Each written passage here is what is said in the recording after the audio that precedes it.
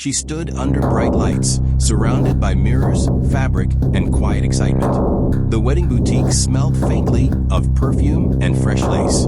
As the stylist clipped ivory fabric at her waist, she smiled at her reflection, not just because of the dress, but because of what it represented. In just a few months, she believed she would become a wife. Friends later said this was the happiest they had ever seen her.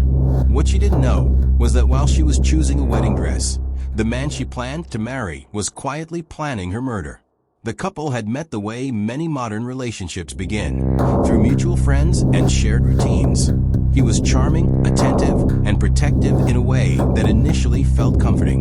She was hardworking, warm, and deeply committed to building a future. She owned her craft, worked long hours, and dreamed of a peaceful life built on love and stability. Their relationship moved quickly. Engagement came faster than some expected, but she believed in certainty. She believed that when you knew, you knew. Behind closed doors, though, the relationship was beginning to fracture. Friends noticed subtle changes. She became quieter.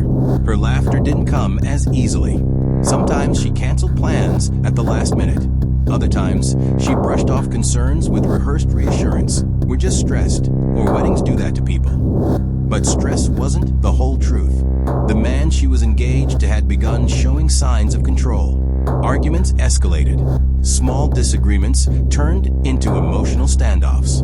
He questioned her independence, her friendships, her schedule. To outsiders, he still appeared supportive. In private, tension simmered. What no one realized was that the pressure he felt wasn't just about the wedding. It was about losing control. Investigators would later uncover that as the wedding approached, his behavior grew darker. Financial disputes surfaced. Trust eroded.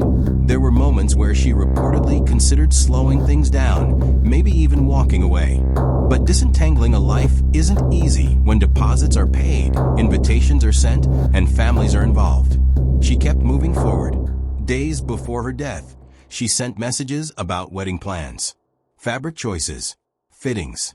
She talked about the future like someone who still believed it would arrive. Meanwhile, he was preparing for something else entirely.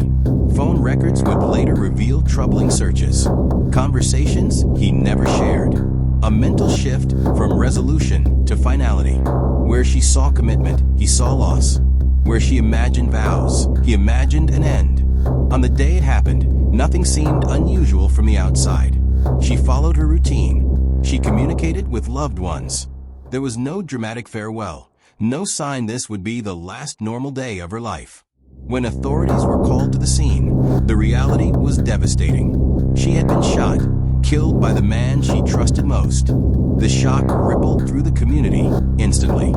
How could this happen? How could a woman preparing for marriage be murdered by her fiancé? As details emerged, the story became even more chilling. There was no evidence of a struggle, no forced entry. This wasn't a random act of violence.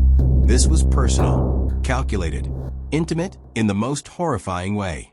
Investigators determined that he had access, opportunity, and motive. The engagement that symbolized love had instead become the trigger for resentment and rage. During questioning, his demeanor shifted, at times cooperative, at other times distant. The image he had presented to the world, supportive partner, future husband, crumbled under scrutiny. Friends and family were left searching for signs they might have missed. Messages reread. Conversations replayed. Moments that once seemed insignificant now carried unbearable weight. The wedding dress was never worn. The venue was never filled. Instead, there was a funeral. Her death sparked conversations far beyond her circle. About intimate partner violence. About the danger that can hide behind charm and promises. About how control can quietly grow into something lethal. Many asked why she didn't leave. Those who understand situations like hers know the answer isn't simple. Emotional manipulation doesn't announce itself. Fear doesn't always look like fear. And love, once deeply invested, can cloud even the clearest instincts.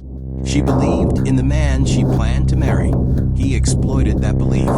As the legal process unfolded, The evidence painted a grim picture. This was not a crime of sudden passion. It was a deliberate act, a moment where he chose to end her life rather than allow her independence. He would never walk her down an aisle. He would never hear her say, "I do." Instead, he would face the consequences of a decision that erased a future. Today, her story is remembered not for how she died, but for who she was, a woman with dreams, ambition, and a heart that trusted too deeply in the wrong person. Her name became a warning, a reminder that danger doesn't always arrive loudly. Sometimes it comes dressed as love. Sometimes it proposes. Sometimes it smiles for photos and stands beside you as you choose a wedding dress. And sometimes, while you're planning forever, the person beside you is planning the end. Thank you for watching. Don't forget to like, comment, and subscribe for more content like this.